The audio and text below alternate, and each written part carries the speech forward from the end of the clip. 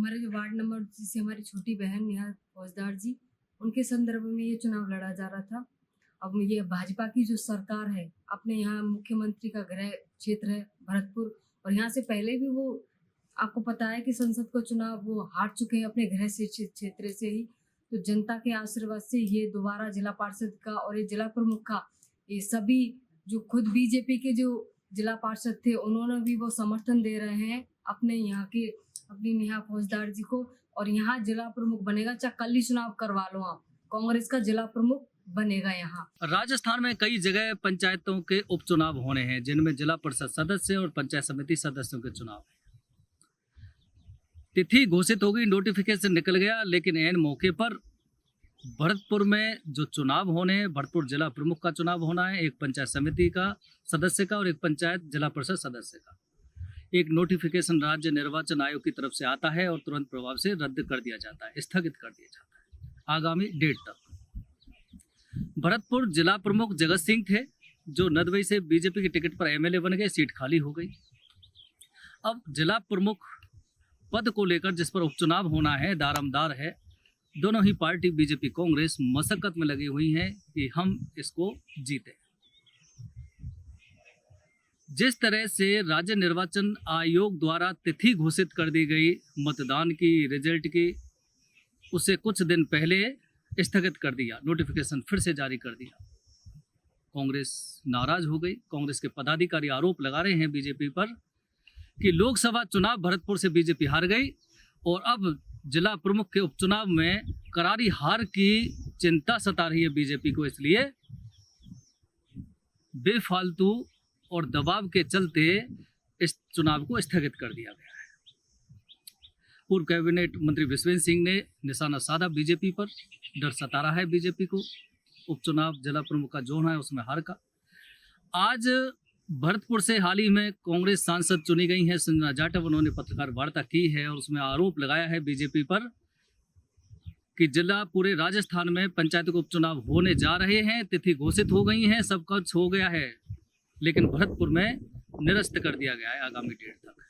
उसमें राज्य निर्वाचन आयोग ने जो लॉजिक दिया है वो ये बताया है कि जिले की जो मतदाता सूची है वो अपडेट नहीं हुई है, इस वजह से स्थगित किया जा रहा है फिलहाल।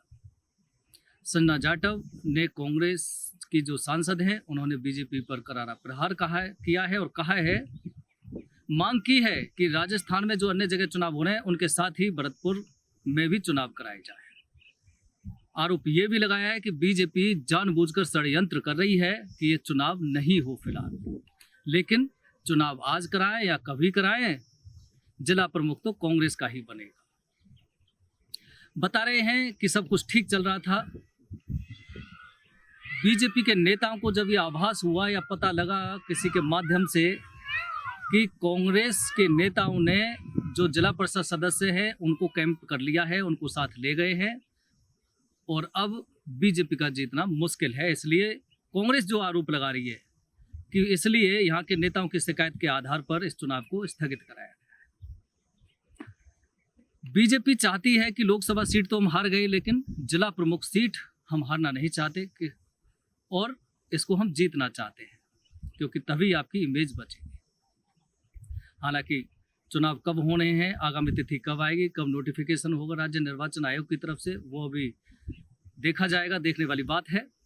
लेकिन इतना जरूर है कि जिस तरह से चुनाव स्थगित किया है, कांग्रेस के नेताओं में नाराजगी है, क्योंकि जो तैयारियां कांग्रेस के नेता कर रहे थे जिला प्रमुख बनाने को लेकर, वो तैयारियां धरी की धरी रह गई। तैयारियां काफ़ी अच्छी थी, लेकिन पानी फिर गया। अब हम बार बार पहले भी ये कहते आए हैं कि लोकसभा चुनाव जो बीजेपी हारी, उसकी वजह कई बताई गई है। कई मुद्दे, राष्ट्रीय मुद्दे, स्थानीय मुद्दे, जातिगत मुद्दे हावी रहे, जिसकी वजह से बीजेपी को हार का सामना करना पड़ा। लेकिन सबसे बड़ा जो कारण जनता के बीच में जो आता है चर्चाओं में, वो है कि बीजेपी संगठन के अंदर मैनेजमेंट सही नहीं होना। जनता जो कह रही थी वो हकीकत भी इसलिए निकलता है क्योंकि बीजेपी के जो प्रत्याशी थे रामस्वरूप कोली भरतपुर लोकसभा सीट से, उन्होंने हाल ही में एक चैनल को अपना इंटरव्यू दिया है जो काफ़ी वायरल हो रहा है। उसमें वो आरोप लगा रहे हैं अपने बीजेपी संगठन, जिला बीजेपी संगठन के पदाधिकारियों पर, सिटिंग बीजेपी के एमएलएज पर। उनका आरोप है कि चुनाव तो मैं लड़ा, लेकिन हमारे जो स्थानीय बीजेपी के विधायक हैं उन्होंने मुझे सपोर्ट नहीं किया, मुझे टाइम नहीं दिया। अगर वो टाइम देते तो मैं चुनाव जरूर जीतता। बस पूर्व मुख्यमंत्री वसुंधरा राजे को भी रामस्वरूप कोहली ने निशाना साधा, कहा कि वसुंधरा राजे नहीं चाहती थी, मैं बहुत पहले से ही कि मुझे टिकट मिले, मैं चुनाव लड़ूं, क्योंकि 2004 से 9 तक बयाना से बीजेपी के सांसद रहे, उसके 9 के बाद उनको टिकट नहीं दिया गया। वो आरोप लगा रहे हैं वसुंधरा राजे पर। ले देख के 17-18 में जब चुनाव हुआ, वहाँ पे टिकट चुनाव हुआ 18 में, तब उनको टिकट दी गई और फिर वहाँ से हालांकि वो हारे। लेकिन जिस तरह से रामस्वरूप कोहली अपने बीजेपी के एमएलएज, पदाधिकारी, पूर्व मुख्यमंत्री वसुंधरा राजे को टारगेट कर रहे हैं, तो इसका मतलब है कि बीजेपी का मैनेजमेंट पहले से ही सही नहीं था, चुनाव से पहले से ही। और बीजेपी के अंदर जो हम बार बार बात कर रहे हैं कि कांग्रेस में कलह जो आपको 5 साल देखने को मिली, बीजेपी के अंदर भी कलह आंतरिक रूप से चल रही है। ये हम राजस्थान तक पर भी कई बार दर्शकों को बता रहे हैं। अब चूंकि जब रामस्वरूप कोहली ही इस बात को सरेआम एक चैनल के माध्यम से टारगेट कर रहे हैं और बता रहे हैं अपने बीजेपी के एमएलए जो संगठन और पूर्व मुख्यमंत्री वसुंधरा राजे को टारगेट कर रहे हैं कि मेरा सपोर्ट नहीं किया, अगर ये सारे सपोर्ट करते तो मैं चुनाव जीत जाता। वो ये भी कह रहे हैं कि कुछ बीजेपी के विधायक ऐसे भी थे जो जनता को, अपने क्षेत्र के लोगों को ये कहते थे कि कांग्रेस प्रत्याशी संजना जाटव को कन्यादान के रूप में वोट देना है। तो आप लगाइए कि चुनाव के समय या चुनाव से पहले जो आंतरिक मतभेद होता है वो सामने नहीं आता है, लेकिन चुनाव हारने के बाद वो मतभेद सामने आ जाता है, जैसा रामस्वरूप कोहली द्वारा दिए गए इंटरव्यू के माध्यम से अब सामने आया है। हालांकि अब जिला प्रमुख बनाने के लिए कांग्रेस बीजेपी दोनों ही काफ़ी मशक्कत में है। बीजेपी फुल मशक्कत में, कांग्रेस भी पुरजोर तरीके से लगी हुई है। लेकिन सबसे बड़ा सवाल यही है कि मिसमैनेजमेंट जो बीजेपी का, स्थानीय विधायकों का, स्थानीय संगठन का जो रहा, उसके चलते बीजेपी को नुकसान तब भी उठाना पड़ा था लोकसभा चुनाव में। अगर ये मैनेजमेंट आज भी सही नहीं रहता है तो फिर मुश्किल होगी जिला प्रमुख उपचुनाव जीतने में बीजेपी को। कांग्रेस बीजेपी में एक चीज़ और बता रहे हैं कि ज़्यादातर बीजेपी के जो विधायक हैं वो चाहते हैं कि एमएलए जो जिला प्रमुख है वो हमारा बने। अब कई एमएलए ऐसे हैं भरतपुर में बीजेपी के जो चाहते हैं हमारा बने और हमारा बने, संगठन चाहता है हमारा बने।